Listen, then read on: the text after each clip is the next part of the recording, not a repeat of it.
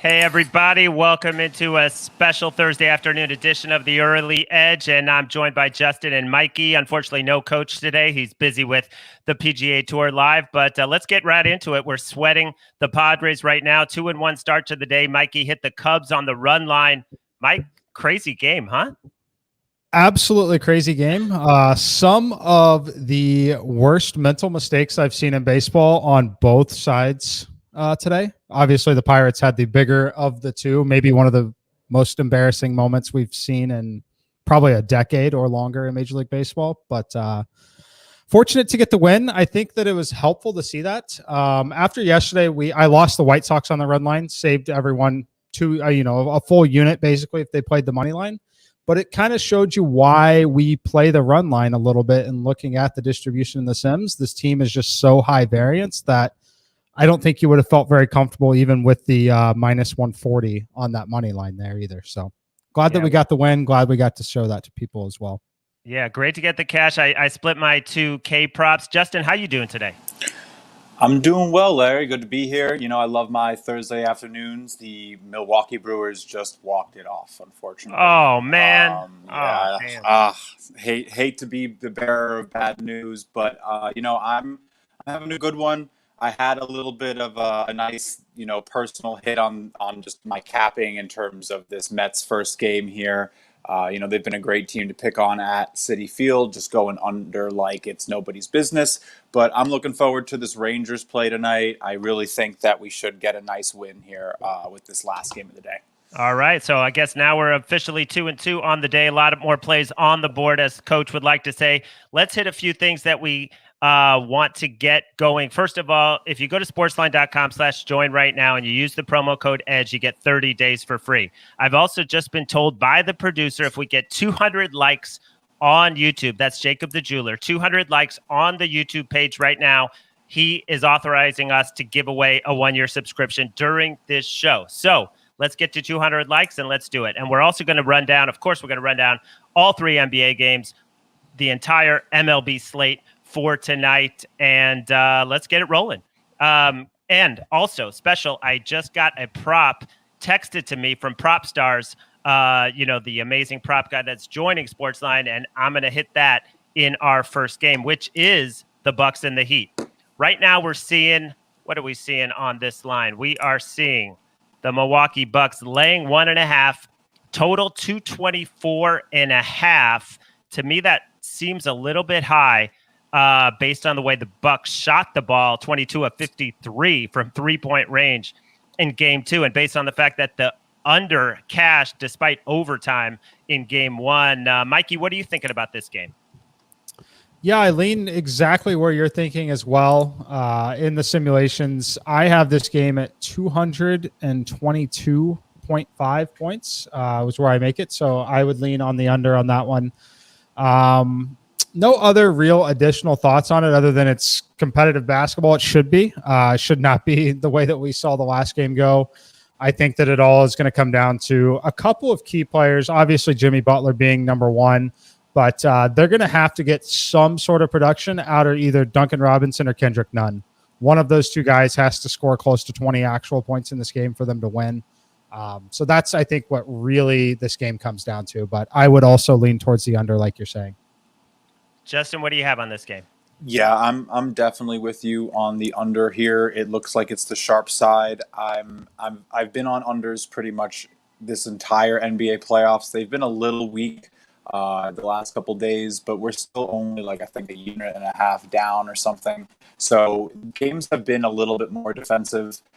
If you rule out series like Washington, where they just heap on the points and you can almost bank on overs, the unders have been really strong. Both the games in this series have been contested in terms of the under. So I'm definitely leaning on that. I think the Bucks take it again. I haven't. Bam Adebayo would need to be just a whole different level of player than what we've seen from him in the first 2 games, and I just think the Bucks are doing a good job containing him. It's not just that he's fallen off; it's that they actually are containing him well. Well, how about this? Jimmy Butler, 8 of 32 combined. He and Adebayo, 17 of 61. the defense they're playing on those guys is amazing, especially on Butler. Butler said he's going to be more selfish tonight, but I don't know if it's going to make a difference.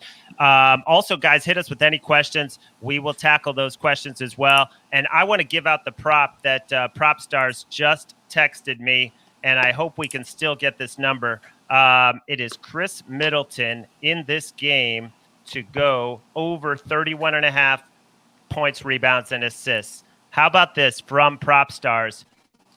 13 times he's played the Heat. He's gone over this number 9 times, averaging 34.5, and 2 of those were blowouts where he didn't play in the fourth quarter. The Heat give up the fewest amount of points in the paint, the most three-point field goal, third most three-point field goals. And, Miami drops the drop defense, and they try to collapse on Giannis, and Middleton going to get a lot of open looks. So that's his play for tonight, and I think I'm going to jump on it as soon as we have a break. Middleton over 31.5 points, assists, rebounds. Anything else on this game, guys? I mean, I'm with you on Prop Stars on his analysis. I mean, he uses some great tools and shares his knowledge pretty well on Twitter. I've been a big fan even before he came over to the SportsLine group. So very excited to play with him. Middleton really has been turning it on in this series. I'm with it. The only other thing I would be maybe looking at is his 3-pointers as well.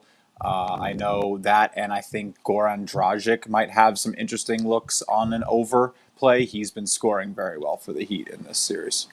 Yeah, he went over even in that blowout. They Right. gave him some of the garbage time, and he got over his point total. All right, let's get to the Suns and Lakers. I think that's kind of the most attractive, interesting game of the night. 6.5 open, up to 7 now. Looking at William Hill, and they are dealing. Actually, they're back down to 6.5 with a total of 212. I have a lot of thoughts on this game, but Mikey, why don't you go first?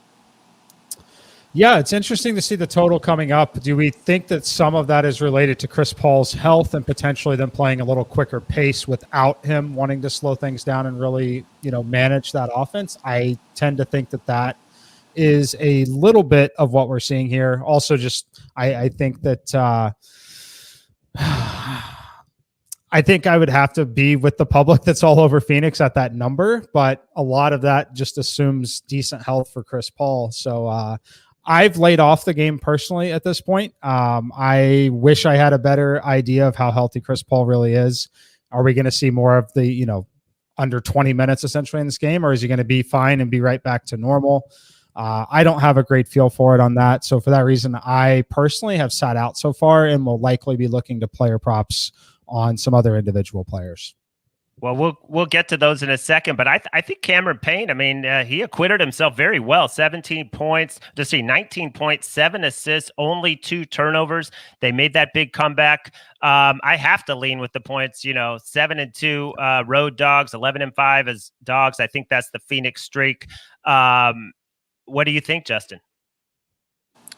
I'm with you. I think that there's a reason that the public's all over the Lakers, aside from just the name brand value, right? Everyone loves to play the Lakers, but the offense for the Lakers looked incredible on the last game. They just really kind of turned it on, especially in that second half, and that gives me a lot of optimism for this team potentially making another real run. I think a lot of people have had their doubts about LeBron and about how AD's involvement has been, but AD looks great. LeBron's still LeBron, so I'm backing the Lakers to get it done on the spread, and maybe the over, but that's a lot harder for me to figure out today. Yeah, Mikey, I see a commenter says release the prop. So Mikey, you give yours, and then I'll give mine. The one I wanted to release first is actually in the game we just talked about. I didn't get it out in time. That was the over 10.5 points on Kendrick Nunn. I have his median number at 13. So that is one that I would feel very comfortable about. I mentioned in that game that it's going to be him or Duncan Robinson that's going to have to score to really make the Miami Heat competitive enough to steal this game, in my opinion. So that's the one that I wanted to give out first. As far as the Lakers games, I need to see where the actual market is currently on the number on the Lakers. So I'll let you go first if you want to. Okay, so Kendrick Nunn, you heard it here, over 10.5 points from Mikey and Chris Middleton. I see somebody in the chat saying they got it cheaper at 30.5, and I also see it at -105. So good value there with Prop Stars. And I have two props in this game that I absolutely love. Read a good piece from Matt Moore, our former colleague at CBS Sports. Now he's on the Action Network, talking about how the Lakers used Drummond differently in game 2. 19 minutes in game 1, 24 minutes, but they put him on the floor with LeBron and not so much with Anthony Davis. But I think all of his minutes came with LeBron on the floor. And obviously, LeBron is the best playmaker they have. That set him up. I think he finished with 15 points. He's gone over his number, which is 10.5. He's gone over both games this series, 6 of his last 7.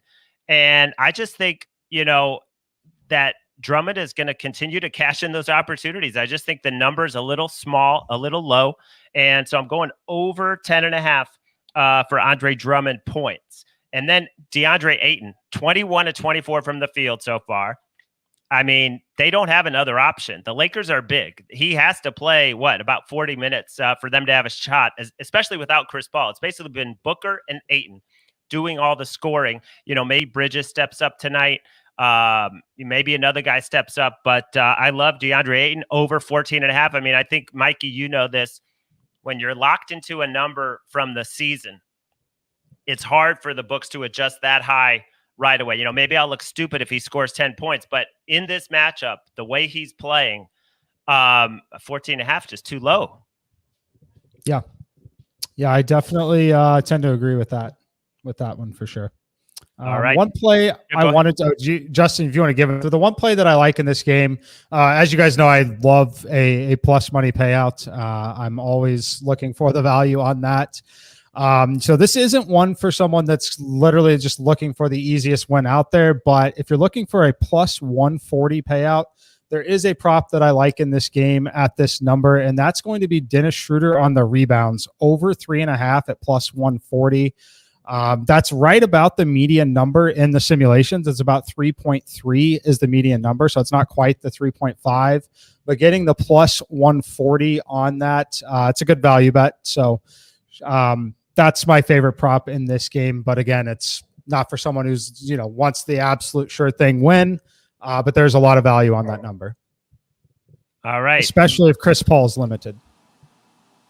Yep. Good. I definitely agree with Mike on both of those. I just really wanted to point out, Larry, I love the Drummond prop. I think he's shot 7 and 11 shots in the 2 games. So, when you're pushing for a number like 11 points and you want a guy shooting more than 5 or 6 times, I think it's a great find. So definitely tailing you on that. I don't necessarily have anything.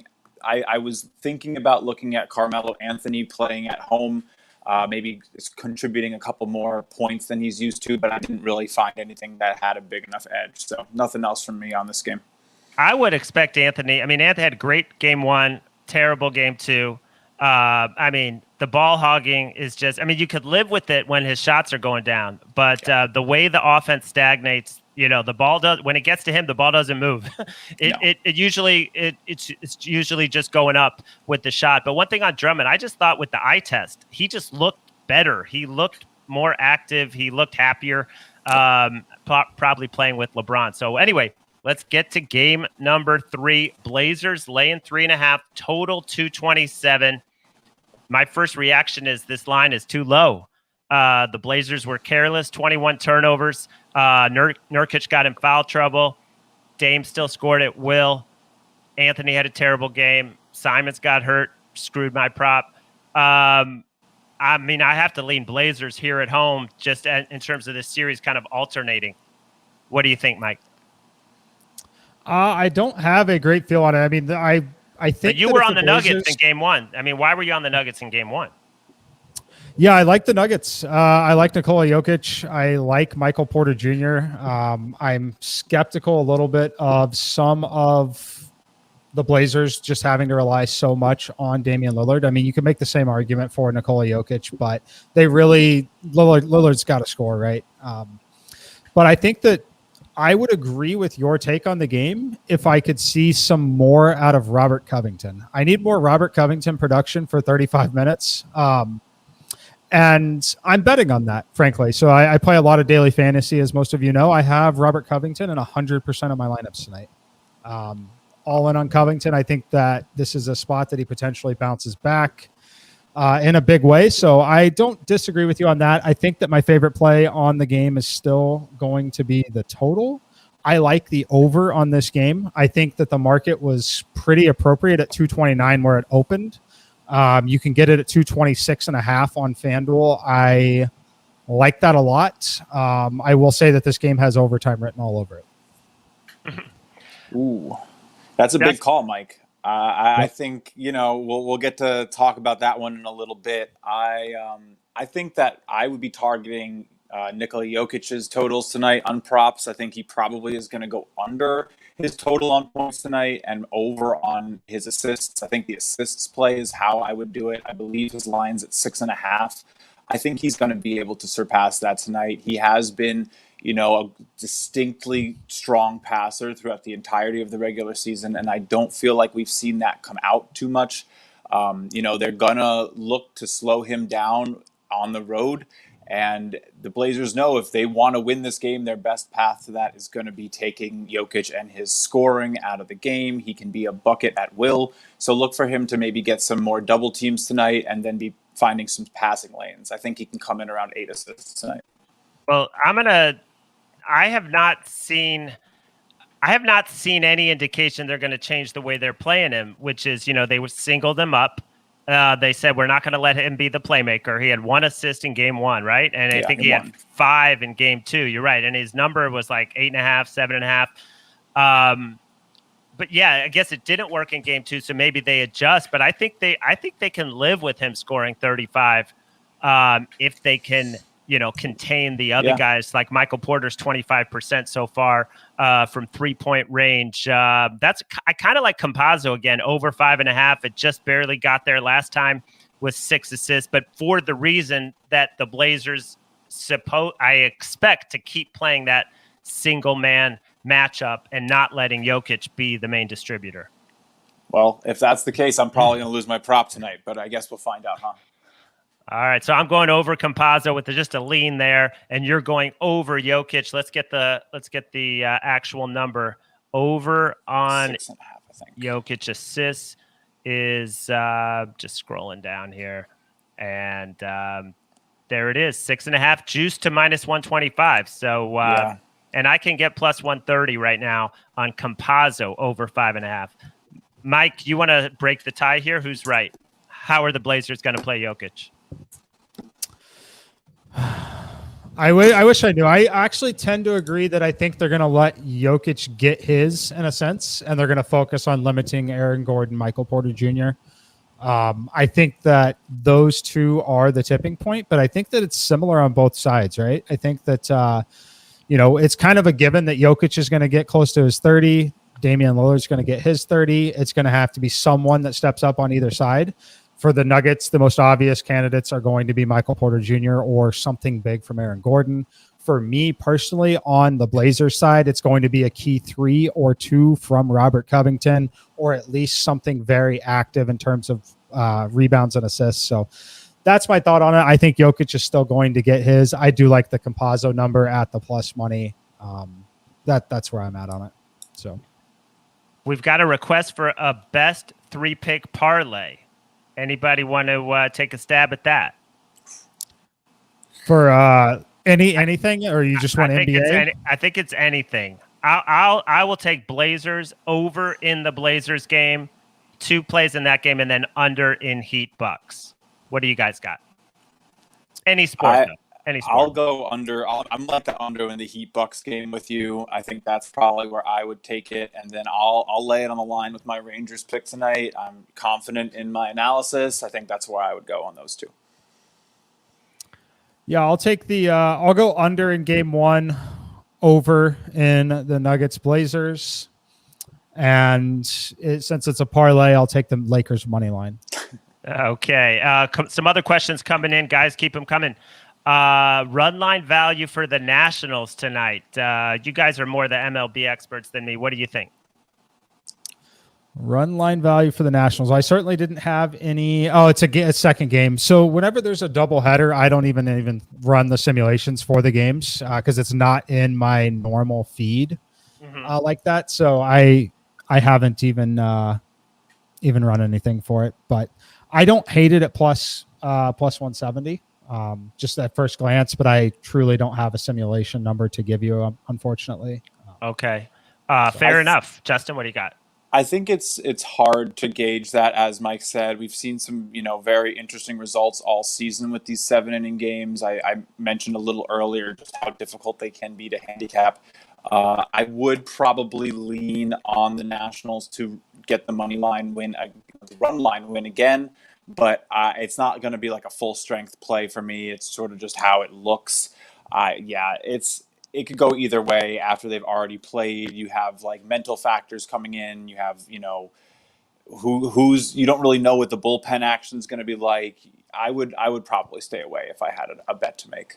Okay. Hey guys, I hear our producer says we're close to 100 likes on the YouTube page. Let's get to 200. Let's give away that free year-long subscription to SportsLine. And I'll just put in a shameless plug because I deal with a lot of the experts that we bring on, and guys like Jeff Hockman that we were able to add, guys like Kyle Akins. These are guys you don't hear from much on our show, but their picks are really, really good, and they're profitable long-term. They're very selective. Some days you'll see Jeff Hockman goes 2-3 days without a pick, and I don't force him.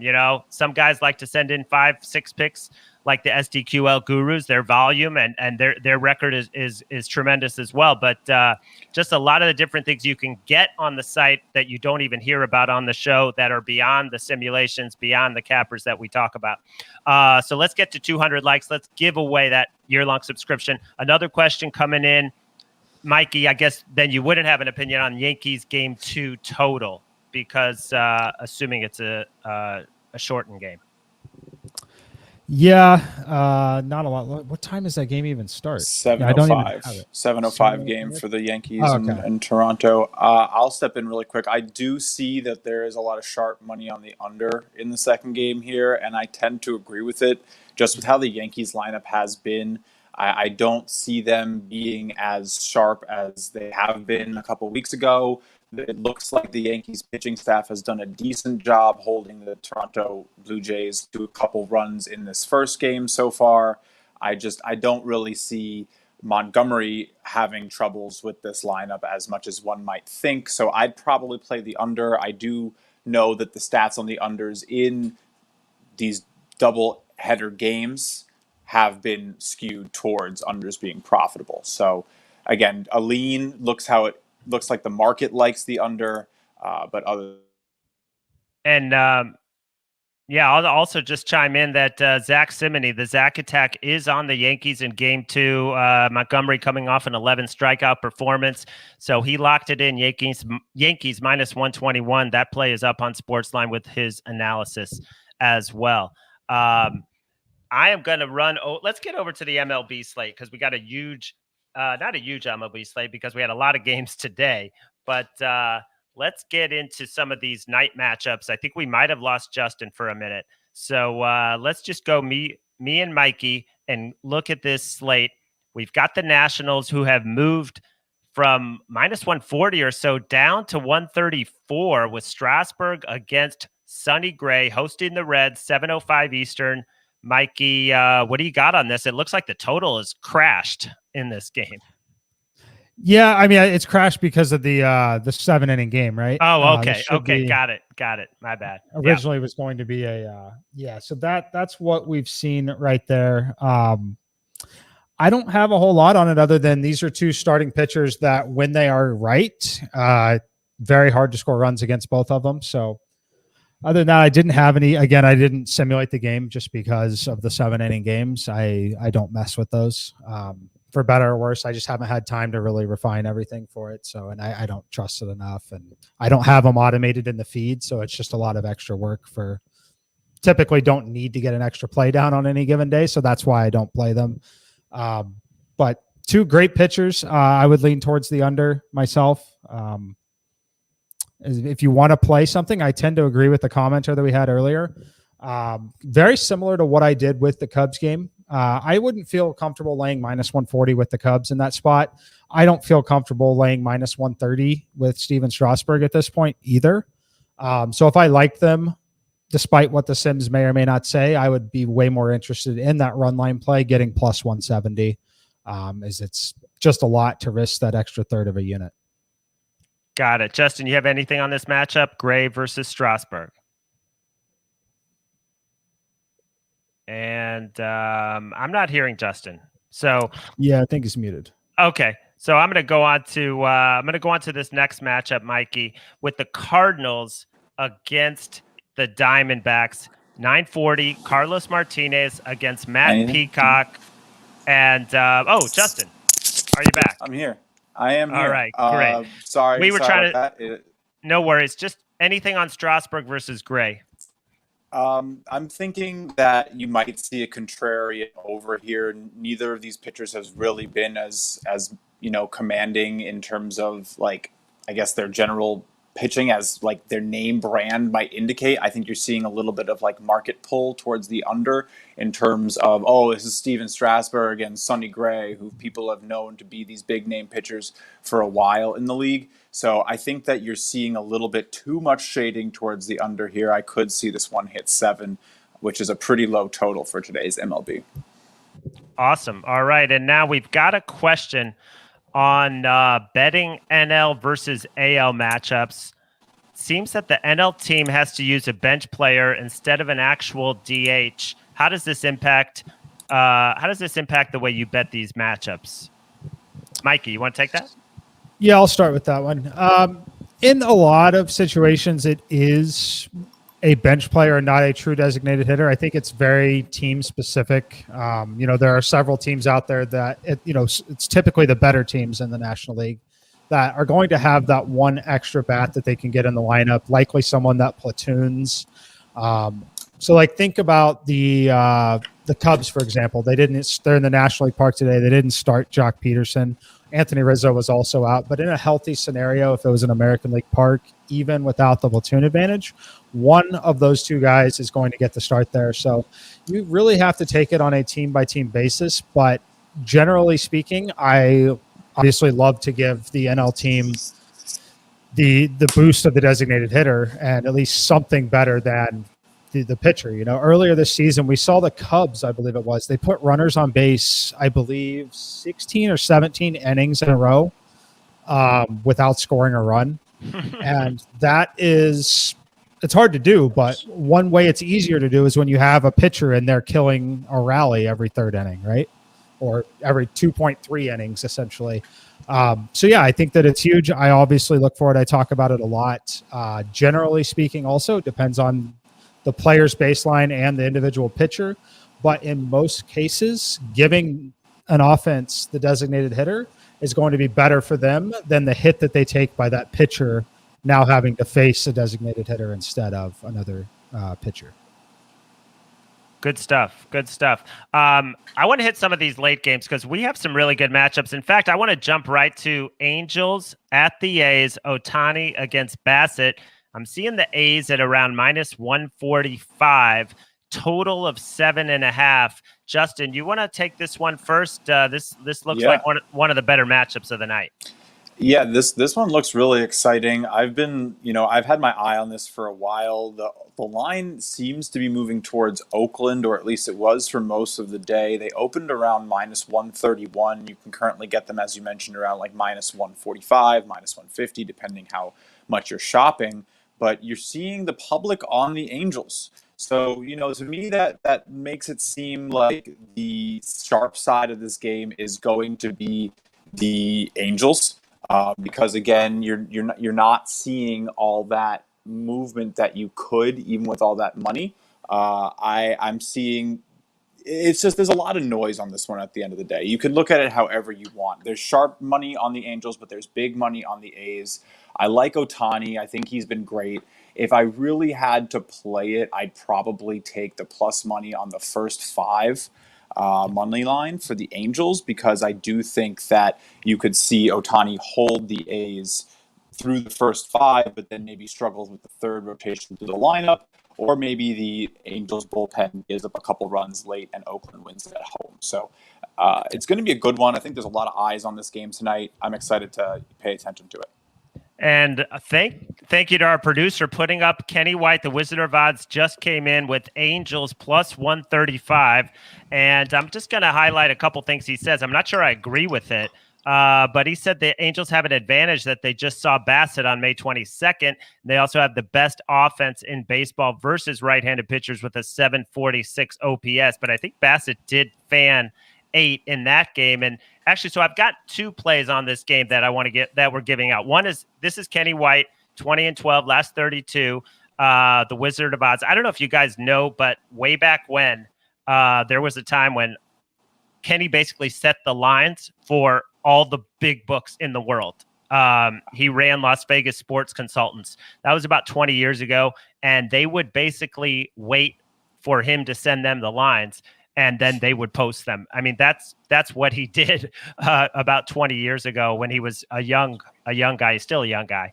But I got another play on this game, a prop that I want to give out. And this is from our friend Max. He's a kid. He's only 21 or 22. He's going to be joining us soon. He's really sharp on baseball. He's going over 5.5 strikeouts for Bassett in this game, and he says he's gone over in 6 of his last 7 starts. He just had 8 against the Angels, and he's averaging 7.7 Ks over his last 7 starts. So that's going to be a new expert, a prop expert that we're adding to the team from the kid Max, over 5.5 strikeouts for Chris Bassett. So we just gave you 2 plays, and we got to get to 200 likes, guys, because if Coach comes back and finds out that we didn't, I think I'm going to be in real trouble. Mikey, you got anything on this Angels-A's game? Yeah, actually I do. I'm hoping my internet doesn't skip. I've got so many tabs running that my MacBook decided to play Frisbee right now. So if anyone's okay, there we go. It is no longer playing Frisbee. Big thing for Ohtani. Big boost here in terms of a park shift. We had the question about the league shift. You hear me talk about it. You also hear me talk about the park shift because it's one thing that we can very easily quantify in the data. One thing that I think people don't realize because of the park, because of where it is located, the weather conditions that we see at it frequently, Angel Stadium in Los Angeles is the 6th best hitters park in Major League Baseball. Now Ohtani is on the road, gets to pitch at the Oakland Coliseum, the 2nd worst place to hit in Major League Baseball, only to the National League Park where they never play, the Giants. So this is the best pitching environment that he will see all year outside of maybe an extreme. Like if you look at the bottom, there's only 2 ballparks in the American League that are terrible places to hit and great places to pitch. That's going to be Oakland and Tampa Bay. If they have a series with Tampa Bay, that's the only other time it's going to be close. After that, it's Target Field in Minnesota. This is the best pitching environment that we've seen from Ohtani in his career so far. That's all I'm going to say about this game. I like it. Strong stuff from Mikey. Let's hit Justin if you could, because that's another late game. Rangers, Mariners, and we were talking about this. The sharp money seems to be going against you here. Yeah. Seems to be coming in on Seattle. What are you seeing in this game, and why are you so high on the Rangers tonight? Well, I don't. Excuse me. I don't necessarily agree with the sharp money here. I think that the movement in the market has actually been with me. I was able to get this morning at a better price than you're getting it now. So, the indicators that we're seeing kind of feel a little weak to me. So I'm not 100% ready to call it the sharpest money on the market because, again, you have been seeing that movement. I always feel like if there was that sharp money on the Mariners, you probably would see a little bit of resistance against it, as the books might be wanting you to take the Rangers more, but it looks like they're trying to get money on the Mariners tonight. So I'm feeling happy about beating the market a little bit. The big thing that either way, it's almost a pick'em game. Cents. So so why are you on Texas? Yeah, sure. I'm really looking against Chris Flexen. I think he just has fallen off a little bit. His first 4 starts of the year were just almost a different guy. He's only struck out 3 guys in his last 4 starts. He couldn't really handle the Padres in his last outing, and I don't know that he's going to have any type of ability to get through games if he can't get swings and misses. I mean, it's just an important part of the game. If every hitter is putting the ball in play to get outs, eventually you're going to start letting a couple runs up. You're going to get a couple balls over the wall. this Texas team is dangerous. They've been beating good teams. They swept the Astros. So I'm not discounting them. I think they're a low team in terms of the market's eye, and you're getting a better price than you should. And I'm looking up Texas because I know you've been on them a lot this season. They are profitable. If you've been betting them every game, you're up slightly, 253 for the season. Then let's look at a couple of the other late matchups, and because it.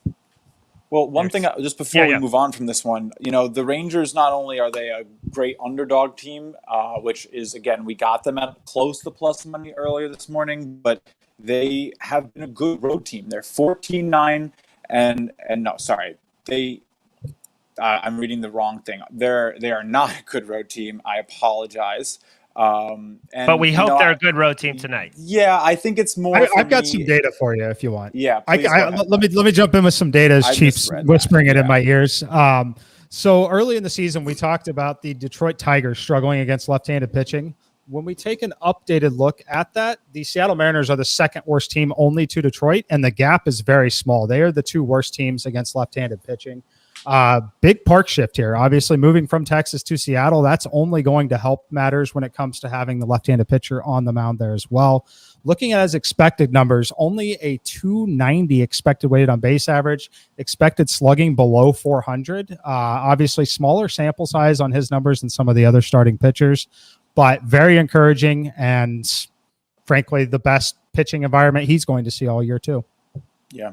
It's only expected for him that he throws like 50 or so pitches. Again, he's not really stretched out, but I do think that we can get a good game out of the Rangers offense and lock down a win. All right, I think we got to talk about this other one. This is a good matchup. Alex Wood against the Dodgers. Both teams 30-19 coming in. Who's starting for the Dodgers? I don't know that they. The last I saw was it hadn't been announced. I haven't seen an announced starter. I'm seeing Edwin Uceta. Okay.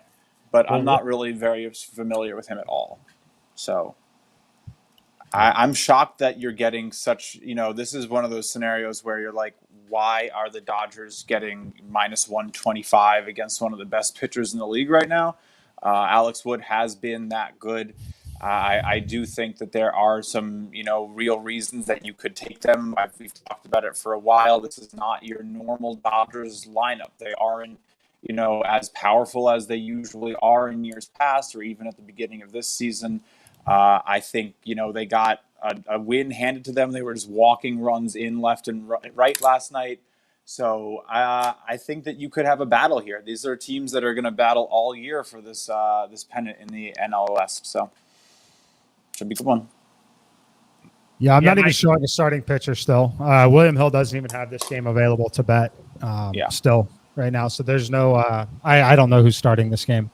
Wow. Well, hopefully we'll get some clarity, as we get closer to first pitch. And guys, actually, I only have a few more minutes because I got to hop out and do some HQ hits. But I want to run down the props that we've given out so far. First, I want to say get us to 200 likes because I got to see Coach in the morning on the morning show, and he is not going to be happy. So let's get to 200. Let's give out that year-long subscription to SportsLine, which is worth $100. Okay. We have Middleton over points, assists, rebounds. That's from Prop Stars. We're seeing it 31.5, but also 30.5. Shop around. You might be able to get 30.5. Kendrick Nunn over 10.5 points. That comes from Mikey, a rare NBA prop that he's given out lately. So let's jump on that. Now, Justin, you're going to roll with Jokic, right? Over 6.5 assists. Let's get it. At minus 125. I say let's get Campazzo to 6 and Jokic to 7. We could both win. Let's both win. That's not an official play for me. It's a lean on Campazzo. It's plus money. It's like plus 130 right now. And then another official stream play from the Kid Max, Chris Bassett over 5.5 Ks against the Angels late tonight. You may have to lay a little juice on that at minus 120. Mike, what do you think of your Predators tonight? I hope they win. I decided I'm not going to go to the game. I'm going to watch it. I just can't give up watching the NBA games at the same time. So not going to. Bridgestone is right there. I could hit it with a tennis ball from here, literally. I was going to say, maybe show us the arena through your window. Unfortunately, I don't think I can move the camera that much, but yeah, you can. It's right there. It's a beautiful little view. I wanted to give the prop though. We'll make it official. I'm playing Dennis Schroeder over 3.5 rebounds as well, plus 140. So plus I'm going to go ahead and it's plus 140 at William Hill, over 3.5. The median number I said was 3.3. And then the only other comment I wanted to make, because you guys both like the over assists on Campazzo and Nikola Jokic, if you believe and trust both of these gentlemen like I do, that makes me personally want to go look at point totals for some of the other players. That would be guys like Aaron Gordon, Michael Porter Jr. If we think they're both going to be facilitating, make the correlated play. Pick one of them. I don't care who. Maybe Aaron Gordon, 12.5 points. I like Gordon. But make the correlated play on guys. If they're dishing out that many assists, there's going to be buckets. Yep, I like Gordon. I like Gordon more than I think Porter or anyone else. I would probably go with him. I think that they're seeing some good work out of him, and he's a stud. He is. I've been a big fan of his for a long time. One of the most fun players in the NBA to watch on a good night. I think he gets a go, and if they want to take a game on the road here. Guys, before I hop out, I wanted to talk about the Hawks Knicks and the series price, which is still Hawks minus 150. After they were completely out of whack, out of sync, couldn't make a shot. I didn't think the looks were that good in the second half when they fell apart.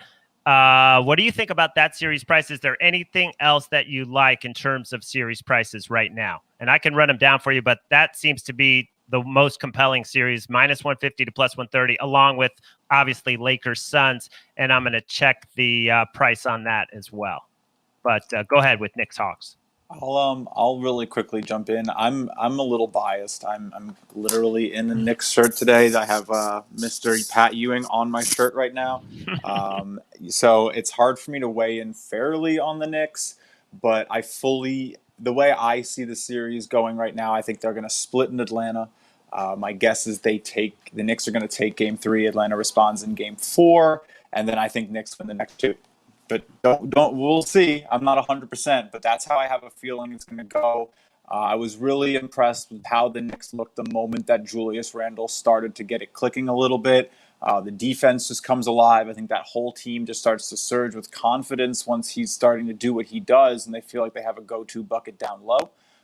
So yeah, I might sprinkle a little bit on that series price. I do have it, I think, at plus 100. I just as a fan play.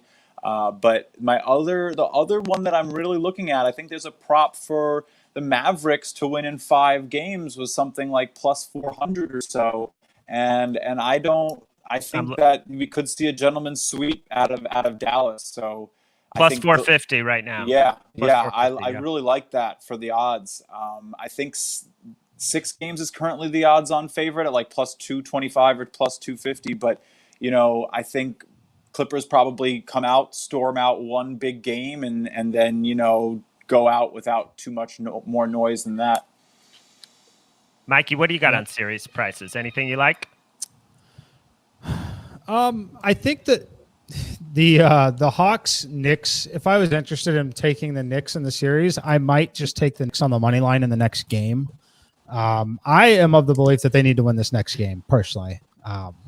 I think that Atlanta, while they did look terrible in the way they collapsed there, I am really terrified of how many perimeter shooters they have.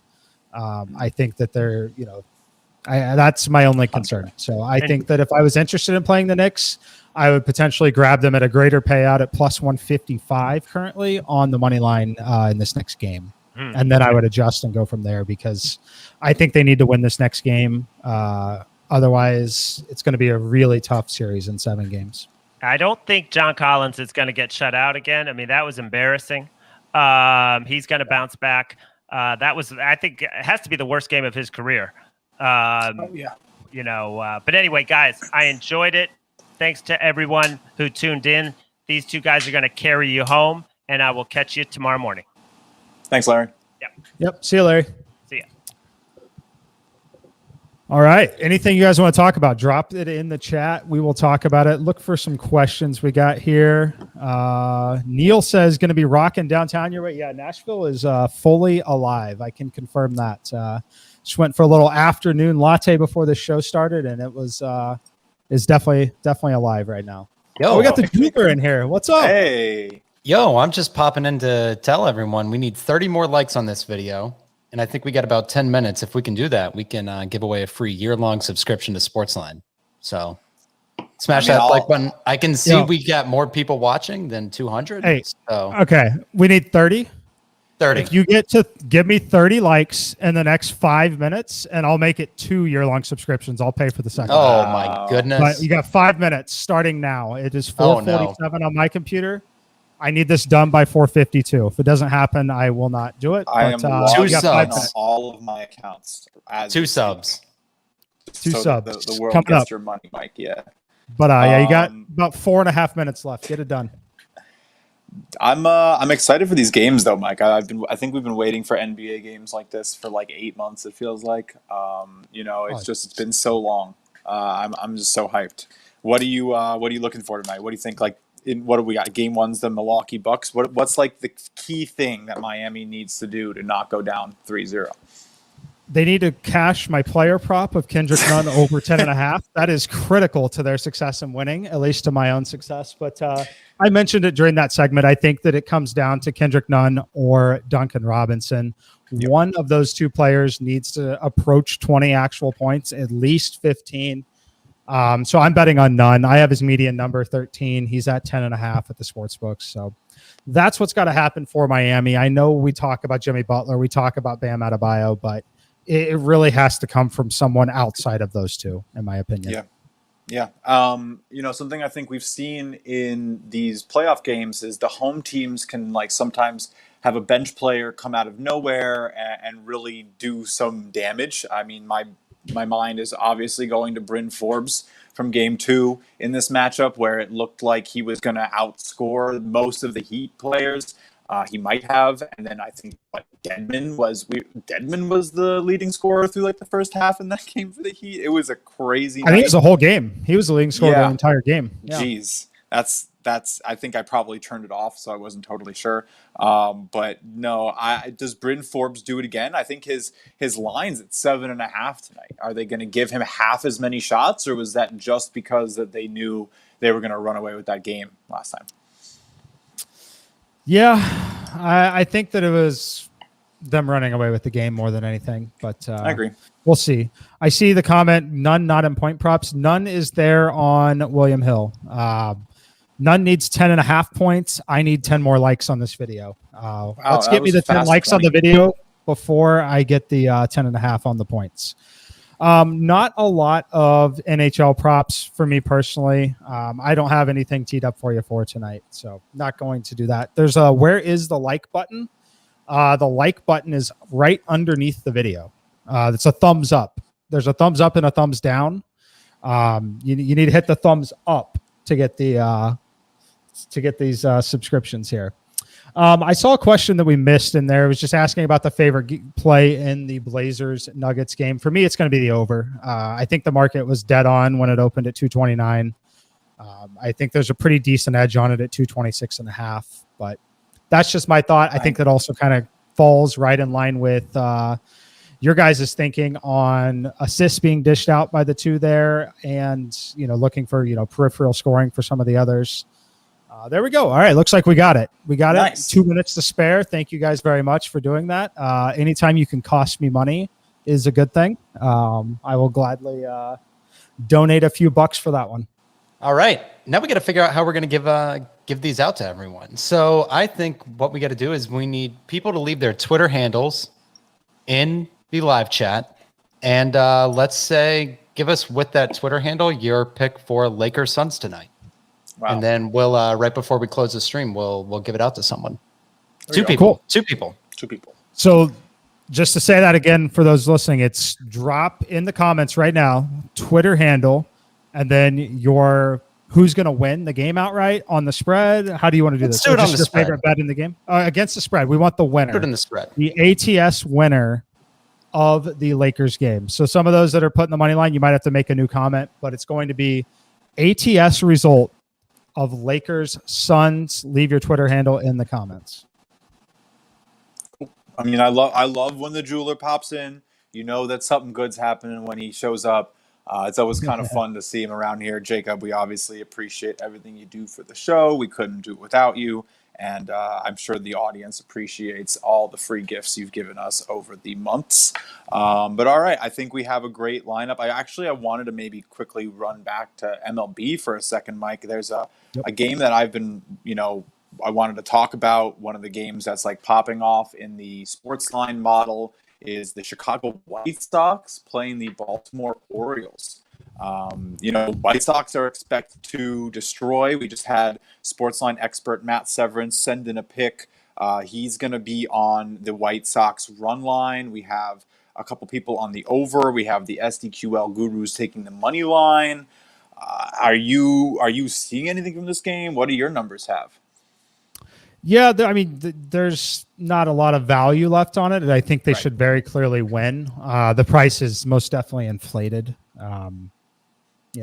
By a pretty decent margin. It's about 2.5 to 3% inflated, which would be about 5% off of me having a play on it, which, as you know, in this game, 5% is a huge margin. So I'm not really remotely close to having the play on it.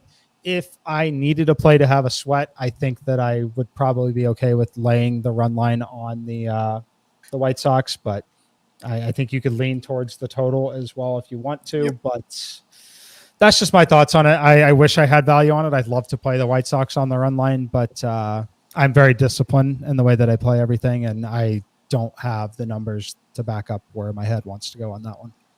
I think you are always a nice little bit of clarity for us all in terms of being responsible and conservative and how you bet, reminding us all that when you don't have what it takes to warrant a bet, you just sit it out and you look at that as a win in itself. Something that Mike and I always talk about is that when your model is on market and you're coming back with numbers accurate to what you're seeing the lines give you, that's not a bad thing. Being able to not find an edge, it means that your model is working the same as Vegas's model and you're pretty accurate. Building off of what Mike did say, if I had to play that game, I think I'd look to the White Sox team total. I doubt it's still at 4.5 like it was this afternoon. It's probably climbed to 5. But if you can get it at 4.5 without it being too juiced, I'd be hard pressed to think that the White Sox don't get to 5 in this game. Yep. One more comment on that. I would have to go look at a lot of the data, but you've seen me do this in these extreme situations with the New York Yankees at times when they have an ace on the mound. This pitcher is good enough to be considered an ace against a lineup like this, in my opinion. So what I would do if you really, really want to play this game, I want you to go look for White Sox -2 as opposed to the -1.5. So you still have that push condition if they win by 2. But if they win by 2.5, by 3 runs, you're bringing that all the way down to an underdog play at +120. I'm more comfortable in this scenario not laying any juice at all, especially when my model edge doesn't support it on the juice number on the run line because it's such a common and popular bet. And the reason why I'm okay with it, again, is we've talked about it a few times if you guys follow us. You're not really inviting a loss condition. You just have that push condition as you needed them to win by 2 runs anyway. So if they do win by just those 2 runs, you are pushing. So that's what I would do if you had to play this game, wanted the sweat, go grab the alternate line. Frankly, -2.5. If you really don't mind losing the push condition and want the win, you can grab that at +140 right now, which is something that I did with the Yankees a few times this year. I'm right there with you. The only other thing, I saw a very interesting expert that I usually follow in terms of just his thought process and his analysis, talking about the contrarian K prop over for Zimmerman tonight is sitting at 3.5, which is just a low number. It's in terms of how the game is played today, the way that batters sort of go all or nothing, the way that the strikeouts are up. Could be interesting play. Nothing on it for me, not even a sprinkle, but it's going to be one that I'm going to be sitting there and I'm going to be watching and kicking myself because I didn't play it and I can sort of just feel it. So I want to get it out there so I can complain about it tomorrow. But anything else you're seeing? We got like 5 minutes left. 5 minutes left. Let's see if there's anything market-wise that just really, really, really stands out to me. I obviously don't have any more plays other than the player props that I just gave out on here. The only edge I had today was that little Cubs game. So the Diamondbacks have emerged as a ridiculously sharp side. We briefly were going to start talking about that, and then the subject got changed earlier in the show. They opened plus 127. They're now down to plus 110. With almost 75% of the action on the Cardinals. It's one of the sharper sides in terms of market signals that we've seen in a very long time. It's kind of crazy, honestly. I think they have like a ridiculous differential. It looks like a lot of systems are projecting them to have value closer to like minus 120. I'm not about it. I think the Diamondbacks are a little bit hard to trust. I think last night you had to play against them, and they came back and bit you in the butt a little bit and weren't able to get it, but they still lost. They haven't really been winning. Their last 10 games are 0-10. So you have a sharp side saying that they're going to end a 10-game skid against the Cardinals. So I don't know. I can't really get behind Arizona. I do think that, the Cardinals are kind of decimated too, right? They're a little injured. Martinez really has been up and down. My guess is that, the market is expecting this to be an off game for him in the desert tonight. It's going to be an interesting one. But yeah, it should be a fun slate of games. Yeah, I'll quickly touch on Martinez because everyone loves my expected data. That's the reason why I wanted this game to open half a run lower than it did so I could hit the over and still have that push condition. Unfortunately, the market knew what I wanted to do, as did probably a lot of players, and we never got the 9. As the 9 versus the 9.5 in baseball is a massive, massive difference in Major League Baseball. I wanted the 9. I would have hit the over at the 9. I will not touch it at 9.5 again because of the loss condition and not the push condition. But Carlos Martinez actual weighted on base average 288 makes him better than league average in Major League Baseball. His expected number at 363 makes him one of the worst starting pitchers in Major League Baseball. It's literally a 75-point difference, which is absolutely insane at this point in the season because we've got a relatively meaningful sample size at this point. Yeah.